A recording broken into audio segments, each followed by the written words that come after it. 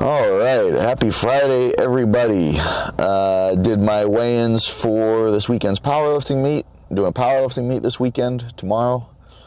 So I weighed in for that. I did a little water cut. It was interesting because I didn't do my full protocol. It wasn't really that uncomfortable. I cut carbs after Sunday. I cut sodium after Tuesday. I did a light sauna session last night. I think I was there for 45 minutes doing sauna cycling. And I did a food and water fast from yesterday to this morning as well. About a 24-hour no food, no water, which is standard. But I didn't use any natural diuretics. I didn't do a water load. And I still managed to drop 15 pounds this week, rather. Which is surprising to me. I didn't think I would drop that much. Now, granted, I normally cut from about 216 to 198, so that's 18 pounds. This was only 15 pounds, but also at 230 pounds body weight, it was a smaller percentage of body weight that I water cut. A lot of people don't really necessarily realize that a water cut is less about pounds cut and more about body weight percentage cut. So it's easier to water cut 15 pounds if you weigh 300 pounds than it is to water cut 15 pounds if you weigh 200 pounds. And also the other thing that affects the water cut, how easy it is, how much water you can expel, is how lean you are. Muscle stores water, fat does not. So if a lot of your weight is muscle and not a lot of your weight is fat, you can expel water a lot quicker and in larger amounts than somebody who has less muscle mass percentage and more body fat percentage. So for leaner guys, and I tend to be a bit leaner, especially when I'm competing in a pro show for 90 kilos, I get pretty lean before I start the water cut. So I expel water pretty easily. But yeah, still surprised myself with that. But I'm going to be opening 515 pounds-ish for squat, 320-ish for bench, and 650-ish for deadlift. These are lower openers than the meet I did 3 years ago, but my static strength is also a bit lower than it was 3 years ago. In my strongman career, I've been focusing more in the past couple of years on speed, on moving events, not so much on static strength, because in strongman, if you specialize in deadlift and overhead, the two static lifts, you don't get nearly enough points because you lose too much from the other 3 to 4 events, which are typically not static strength events. You can't be a specialist in strongman and be successful. You have to be well-rounded. And for a lot of my career, I have not been well-rounded. I've gotten much, much better at that. It's very apparent in my performances.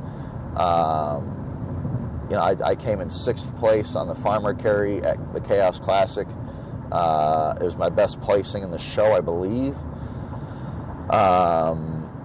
And similarly, I did well in the yoke to deadlift medley at EFI. So I've really been turning it around. My sandbag speed especially, that's one I used to get a lot of shit for because, as Aaron Fondry would say, he could make a sandwich and eat it in the time it took me to do a single pick and carry of like 40 feet with like a 260-pound sandbag. My sandbags have gotten a lot quicker, training them at Untamed specifically for speed. I think I got down to a 50-foot carry with 265 bag, pick and carry in less than 10 seconds, which for me is infinitely better than it had been in the past. My carry strength has gotten better, my carry speed has gotten better, a lot of my explosive work has gotten a lot better. Still has a ways to go because at the pro level, these guys are just so fucking fast. So while my performance has improved drastically, I'm still not obviously placing high enough to win these pro shows. But I do really well. My performance has improved drastically, and I just need to keep that going. And so after this powerlifting meet, There's been some life things that have happened this week. They aren't my life things, so I'm not going to go into detail.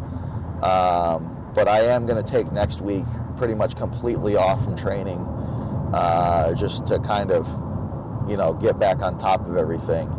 But then, starting next weekend, I guess, we'll be starting bodybuilding full bore with Choppy Jake and the Choppy Crew over at the lab in San Ramon. So I've been doing bodybuilding. I don't want to be the guy that says every 2 months, all right, now we're really starting, because I've been doing it. I've been doing bodybuilding style training since Worlds. I haven't done any strongman training since Worlds, not even entirely on purpose. I wanted to train for EFI. I wanted to train for Winter Warrior a little bit, and just with work things and with life things, a few of my planned training sessions up in Sacramento at Untamed had to take a back seat. So I just, by chance, have not changed strongman since December. And I've been training bodybuilding, I think since a little bit before Worlds. I think I was combining some of my training for Worlds with bodybuilding. Yeah, it was. So I've been training bodybuilding now for about 3.5 months. And this is, like hypertrophy sets, muscle isolation, using a lot of machines, just training in the bodybuilding style, but kind of just doing it on my own, like doing my own thing, just off of what I've learned over the years, what I've learned and starting to look into this. But starting next weekend, I'll be working with an actual bodybuilding coach, and it won't just be the workouts, it'll also be dietary changes, supplement changes, but also posing. I'm going to learn how to pose, which is going to be a whole new territory for me. That is going to be probably the most difficult thing about all this, and the biggest departure from what I've already done previously with strongman and powerlifting, because there's just nothing like posing in those sports. The training will be different, but it won't be like a culture shock. It won't be like, oh my God, what am I doing? The diet will be a little different, but again, I compete very lean as a pro strongman, so that won't be that wild or anything either. At least not until I actually get into prep, like talking, the last 8 weeks leading into my first show. That's when things will start to get uniquely difficult there. But it still won't be difficult as in I've never done it before, it's so foreign. Just difficult because bodybuilding prep is very intense. But posing, I have nothing like that in my repertoire. So that'll be the biggest challenge, and we want to get started on that as soon as possible. I mean, I am not competing in bodybuilding until not even this time next year, a little later than this time next year. I'm targeting like May or June for my first bodybuilding show next year. So I've got time, but posing is a lot harder than people outside of the bodybuilding space think. So it's good that I have that much time, because I'm going to need that much time to learn how to do it and do it correctly. And the plan is actually kind of similar to what Sam Sulek did, where I'm going to prep and compete and target a certain show, and I'll probably try and do another show within a couple weeks of that one to really take advantage. I mean, I had planned to do that before he did his first 2 shows, but for the same reason. And it's awesome to see Sam do what he did, because it highlights those reasons, which is, in 2 weeks, you can't do anything in the gym. In 2 weeks, you can't really do anything with your diet to change your body. But he got a lot of critiques on his first show for his posing. He wasn't posing his lower body as well as he should in the upper body centric poses. He messed up his rehydration, or his carbing up to refill the muscles with glycogen. He had too many carbs and too much water, and so there was a little bit of subcutaneous water that reduced the visual of his definition. And so he learned those mistakes in his first show and made drastic improvements in his second show. He looked leaner because he had less water subcutaneous.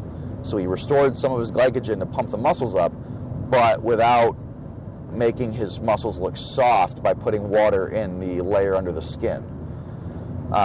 So he corrected that mistake, and then he practiced and learned how to better pose his legs in the upper body centric poses, and it was very, very clear in his second show that it was a night and day different performance.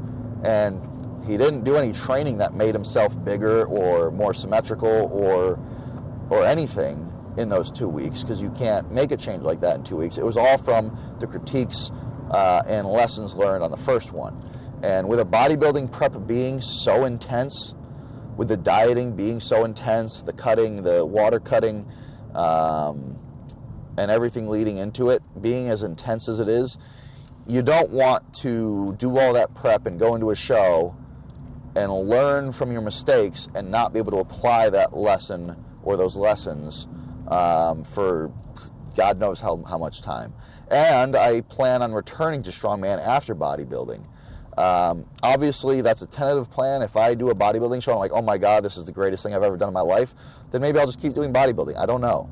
But I do love strongman. I've been watching some of the throwbacks from OSG. I've been posting them myself. I got to finish up the video critiquing my performance there.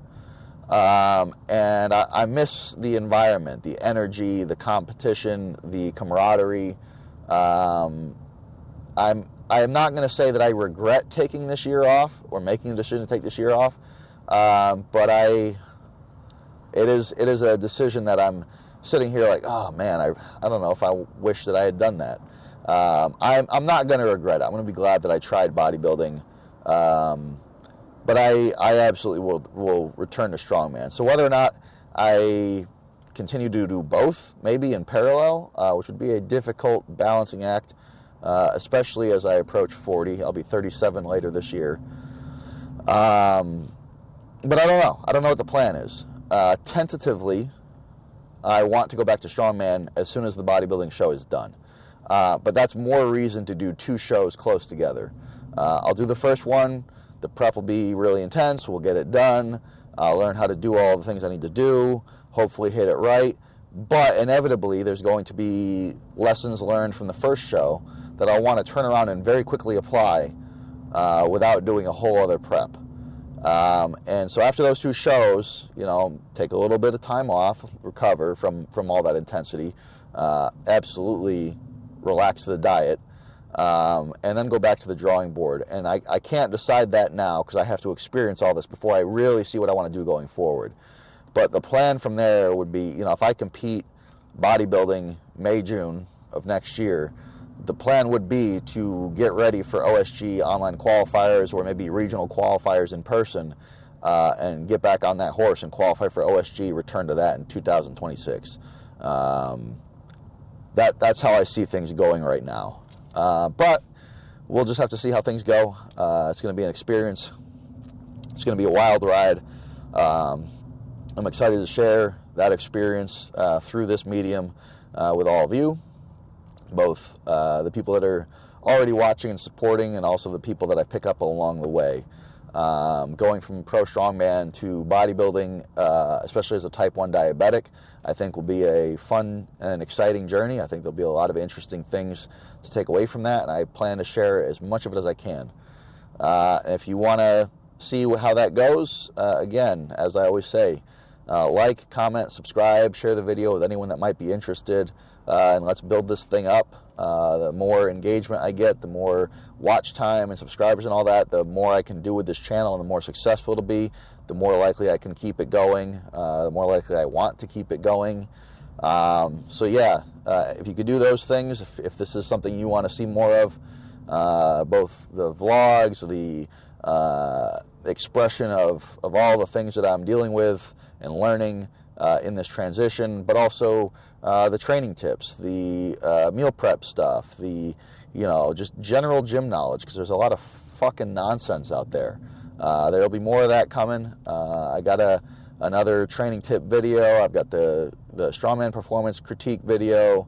A lot of exciting stuff coming. So follow along, see what's going to happen, share it with your friends, share it with people that aren't your friends. I don't care.